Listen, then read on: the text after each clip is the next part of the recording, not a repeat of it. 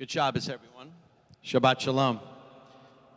One of the great challenges of growing up in Dallas and now living in Houston isn't just that a lot of my family members are back in Dallas or still getting used to the humidity here after 16 years. The great challenge is, what NFL team do I cheer for? The Cowboys that I grew up with or the Houston Texans? Now, I'm embarrassed to say that after 16 years, I still haven't made a decision. I go to as many Texan games as I can, and I watch the Cowboys as often as I can on TV. I know it's lame.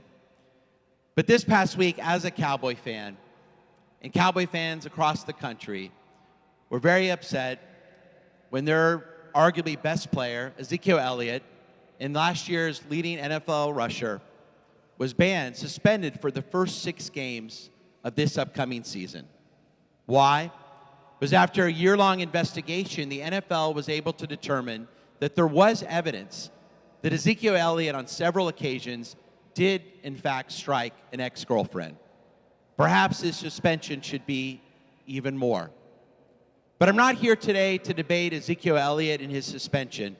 I'm here to talk about something even more important: what his suspension means for us, and most importantly, our children. For you see, Ezekiel Elliot isn't just another athlete. He's one of the most popular football players in America today. More of his jerseys are sold to children than any other football player in the entire NFL. Many of our children see him as a hero, and perhaps that's a problem.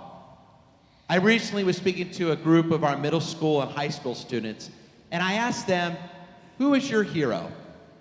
I heard the names of athletes, basketball players, football players, actors and actresses, singers. One 7th grader looked at his phone and said, Steve Jobs, because I love my iPhone. They all mentioned the names of famous people. I told them, I said, there's a difference between a celebrity and a hero.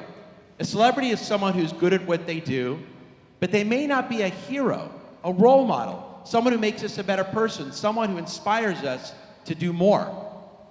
Well, that just received a lot of blank stares. They really had no idea what I was talking about. And who can blame them? It was different in previous generations, but today in our day and age with the internet and magazines like People and Us Weekly, we are constantly bombarded by rumors and gossip, some true and some not true, about many of those famous personalities.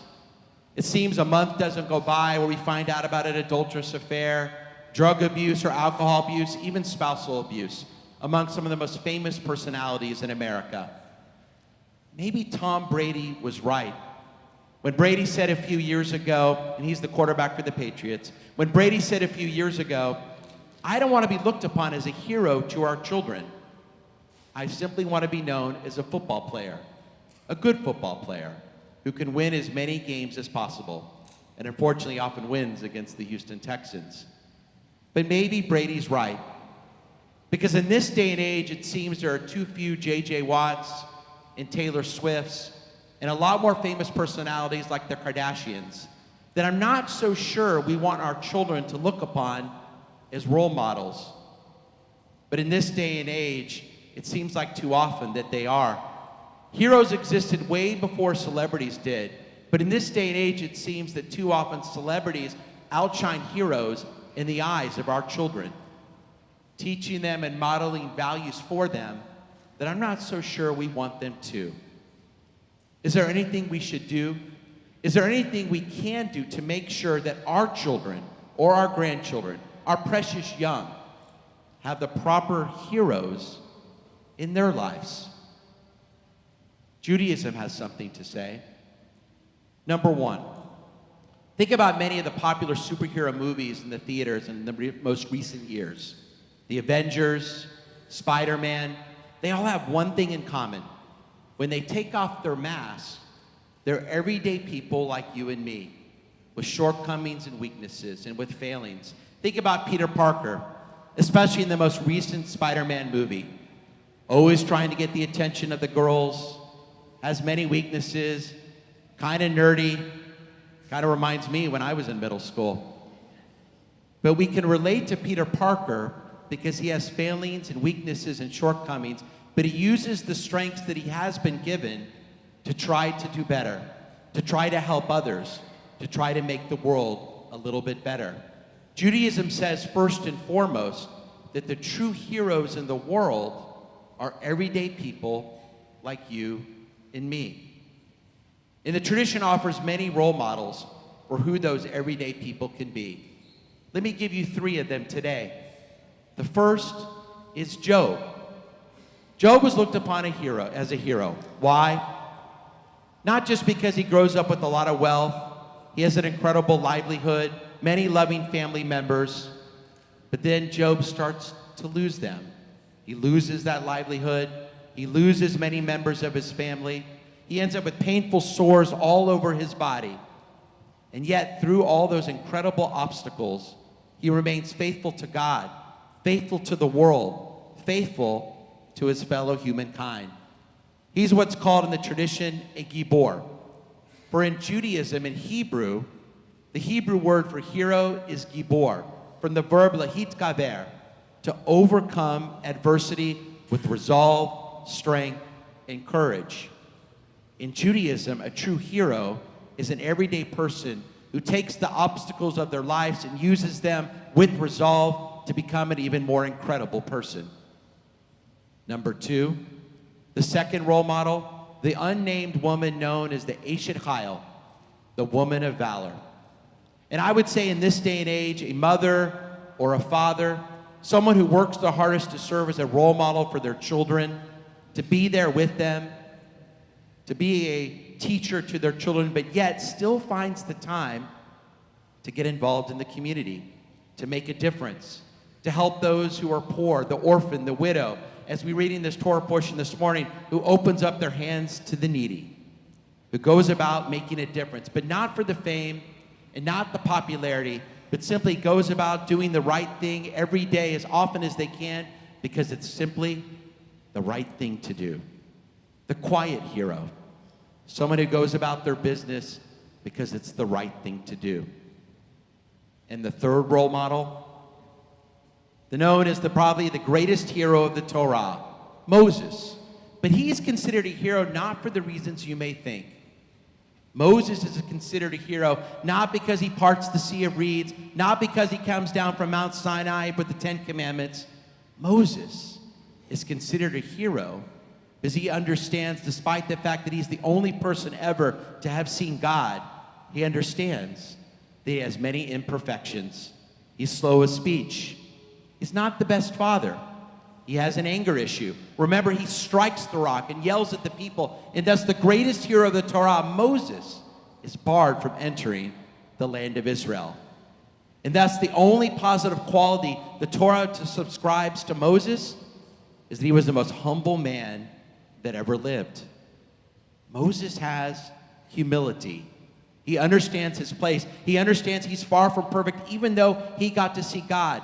And so he takes that humility and works to help all the Israelites, no matter who they are. He cares about every single individual. He cares about making a difference for every single person.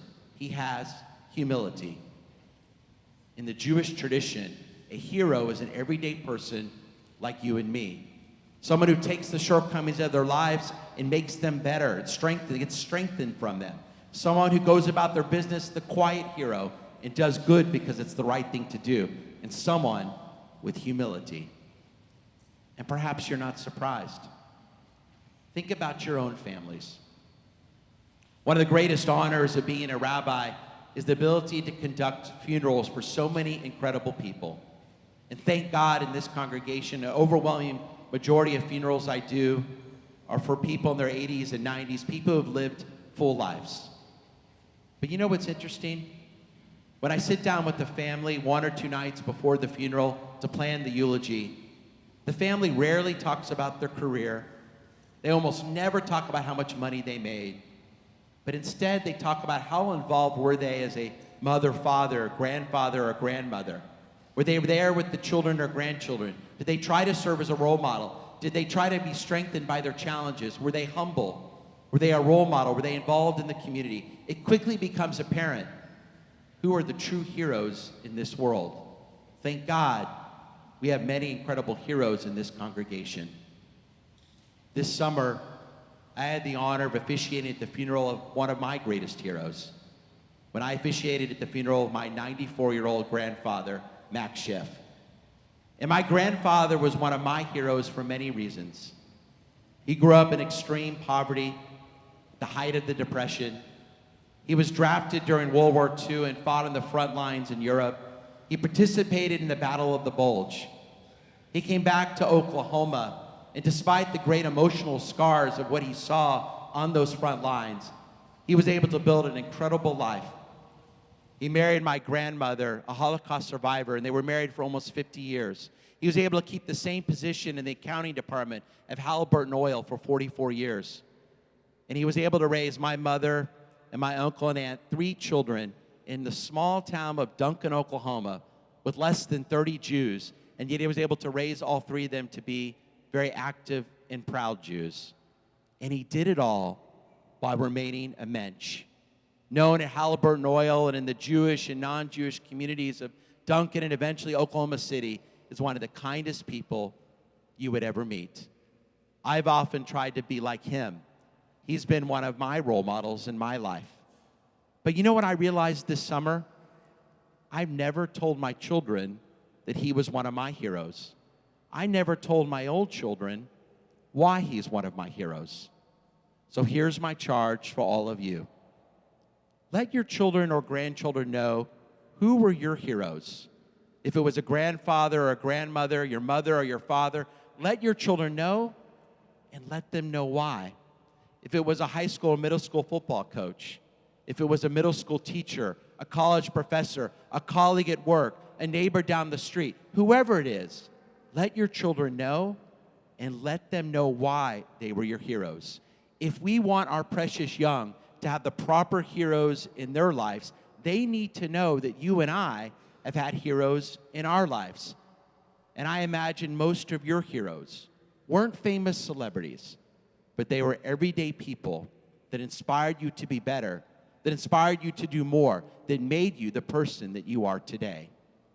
If we want our children, our grandchildren, to have the proper role models, the heroes to look up to in their lives, they need to know that we've had the same.